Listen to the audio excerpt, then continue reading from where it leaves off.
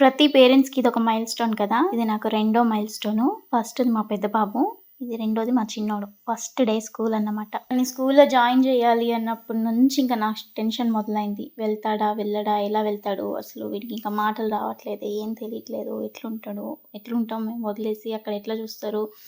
ఇవన్నీ ఇంకా నా మైండ్‌లో తిరుగుతా ఉన్నాయి. ఫైనల్లీ స్కూల్‌లో అయితే జాయిన్ చేశాము. అదే మా ఓల్డ్ స్కూలు. ఇంక మార్నింగ్ వదిలేసి ఎళ్ళాము. నేను వాడిని లోపల వదిలేసి ఆ టెన్షన్‌లో వాడు ఎట్లుంటాడో ఏందో అని ఇంకా మేడమ్స్‌తో మాట్లాడి అటు ఇటు నేను అసలు వీడియో, ఫోటో ఏమి తీయకుండా సైలెంట్‌గా వెళ్ళిపోయా. చెప్పి వెళ్ళిపోతే మళ్ళీ వాడు ఏడుస్తాడేమో అని చెప్పి వాడు ఆడుకుంటున్న మూడ్‌లోనే వాడిని అట్లనే వదిలేసి వాడు చూడక ముందుకు అట్లా వెళ్ళిపోయామనమాట. ఇంక ఇది ఆఫ్టర్‌నూన్‌కొచ్చేసాము తీసుకెళ్దామని చెప్పి. అక్కడ చూడండి బాబు ఆడుతున్నాడు. మొత్తం ఆ టాయ్‌తోనే ఆడాడంట. ఇంటి దగ్గరకొచ్చిన నుంచి మళ్ళీ ఇంటికెళ్ళే వరకు టాయ్‌ని వదలలేదు అని చెప్పారు మేడమ్స్. అసలు క్లాస్‌లోకి వెళ్దామన్నా గూడా రాలేదంట. టాయ్ తీసుకుంటే ఏడ్చాడంట. క్లాస్ రూమ్‌లోకే వెళ్ళలేదంట. మొత్తం ఇక్కడ ప్లే ఏరియాలోనే ఆడుకుంటూనే ఉన్నాడంట. ఆ టాయ్‌ని ఎవ్వరికీ ఇవ్వలేదు.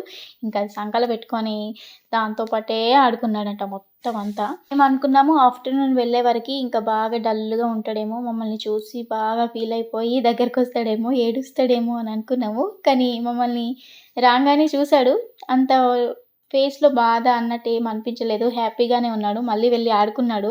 మా దగ్గరికి కూడా రాలేదు. ఇట్లా చూసి అట్లా ఎళ్లి మళ్ళీ ఆ టాయ్‌తోని గేమ్స్‌తో ఆడుకుంటూనే ఉన్నాడు. పిల్లలు అక్కడ జంప్ చేస్తున్నారు. అయితే అందులో బాబుని కూడా జంప్ చేపిద్దామని చెప్పి బొమ్మను తీసుకొచ్చి అందులో వేసి వాడు అందులో జంప్ చేస్తాడేమో అనుకుంటే లేదు వెళ్లి ఆ బొమ్మను తీసుకొని వచ్చిండు గానీ మళ్ళీ అందులోకి వెళ్ళలేదు. సో, మొత్తానికి ఇంకా ఇంటికి స్టార్ట్ అయిపోయాము. చూడండి అసలు ఒక్కసారి కూడా ఆ టాయ్‌ని వదలలేదు. ఎవరికీ ఇవ్వలేదు. కింద పెట్టలేదు.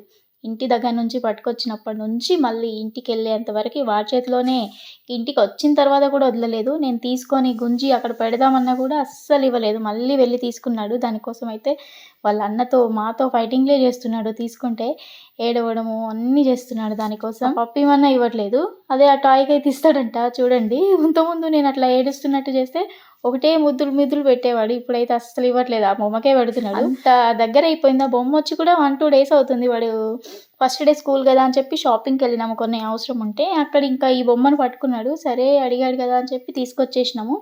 550 ఏమో పడ్డది. ఇంకా వచ్చినప్పటి నుంచి ఇంకా ఆ బొమ్మని అస్సలు వదలట్లేదు. పడుకున్నా కూడా దానికి చెద్దర కప్పాలంట. రోజు నైట్ అంతే. వాడికి కప్పాలి. వాడి బొమ్మకు కప్పి లేకపోయిందనుకో మళ్ళీ లేసి కప్పుతున్నాడు. లేకపోతే నన్ను కప్పమంటున్నాడు. బాగా అలసిపోయి ఆ బొమ్మతో పాటే పడుకున్నాడు అట్లనే. సక్సెస్‌ఫుల్‌గా ఒక రోజైతే కంప్లీట్ చేసుకున్నాడు. ఇది ఇంకా సెకండ్ డే బస్‌లో పంపించాము. మళ్ళీ ఆ బొమ్మను తీసుకుపోతాడని వాళ్ళు లేవడానికి ముందే బొమ్మను రాసిపెట్టాము. దాని గురించి మర్చిపోయి హ్యాపీగా బస్‌లో వెళ్ళి హ్యాపీగా వచ్చాడు. ఇక మా వాడు స్కూల్ జర్నీ స్టార్ట్ అయిపోయిందబ్బా!